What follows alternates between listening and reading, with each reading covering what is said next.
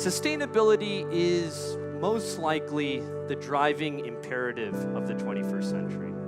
There is no topic that is as important, both as an upside, new energy systems, new models of economic growth, new social systems and so forth, and also downsides, potential destruction of our climate, destruction of the last 100, 150 years of economic growth. There's nothing that really touches this topic as much as the concept of sustainability. So very simply, one should think about sustainability in the following way. Today, in 2018, we live in a world with 7 billion people. The world economy is around $80 trillion a year. Over the next 50 years, that $80 trillion economy will become a $160 trillion economy. 7 billion people will turn to 10 billion people. How do we do so in a way that is economically just, that is in line with a social contract, and most importantly, I would argue, is within our planetary boundaries? But this chart here from the IPCC, to me, shows you what we're up against and what sustainability, particularly from a climate perspective, is all about. So what this shows is our emissions from fossil fuels in gigatons of carbon dioxide per year, historically and going forward. The red line, and this is a 2014 estimate, but just believe you me that we have continued on the red line path, is the business as usual. That's if we continue going down the path of what we are on now. The Paris Climate Agreement, which was signed on to by 195 governments around the world, is basically mandates the world to go on the blue path. So it's not just a matter of plateauing carbon dioxide emissions, but it's quickly plateauing and then plummeting to zero and then to negative emissions by the second half of the century. The world has never, ever gone through an energy transition this quickly. Never. And it has certainly never done so with 7 billion people going to 10 billion people, an $80 trillion economy going to a $150 trillion economy. There is a generational shift. There is a change in attitude about how the economy should function, about what is right and what is wrong, about young people and women who increasingly have access to money and power and influence saying, I'm actually willing to spend more for products that are aligned with my sustainability goals or with my values. That is a first, and it's happening at a very broad scale, and it's changing businesses.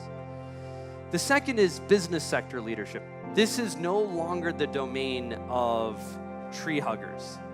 This is the domain of big business, because the biggest CEOs of energy companies, of financial services companies, of consumer companies have seen that chart that I showed you before, and they're now making changes themselves. On the left side, you see public policy.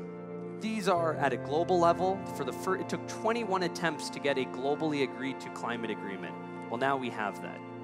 We're seeing a lot of national policies too. Again, not just on the environmental front, on gender equality, on gender pay, on ensuring that human rights standards are there across supply chains for businesses. This is it first. That hasn't been there in the past. And finally, and perhaps most importantly to a group of investors, is technological improvements.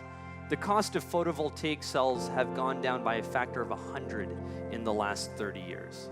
So one of the reasons why we can even think about moving to a low carbon future is because technology allows us to.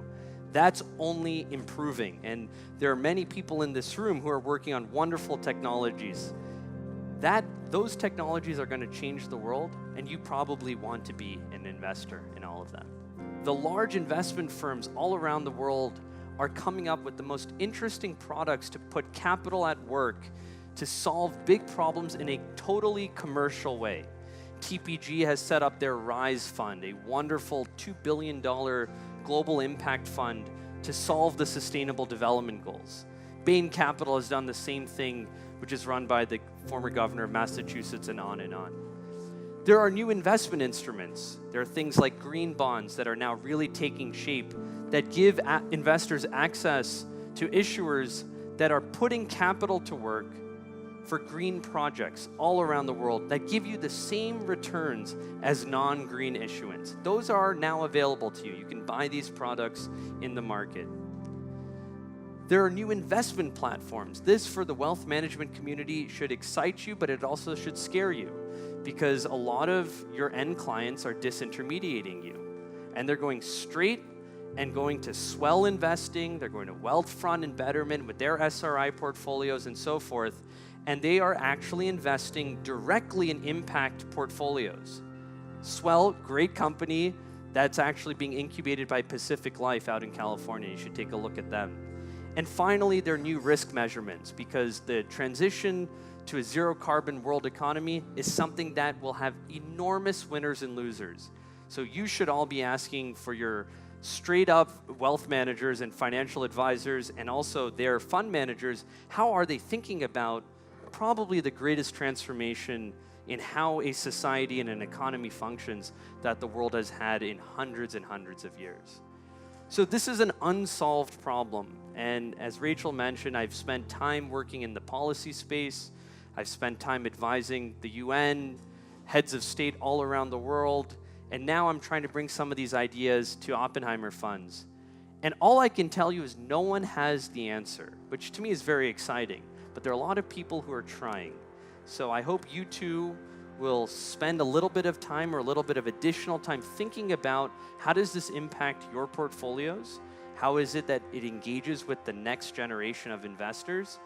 And how you can both think of it as new investment opportunities, but also a way to mitigate risks in your portfolios that don't show up on a balance sheet or an income statement. Thank you all very much.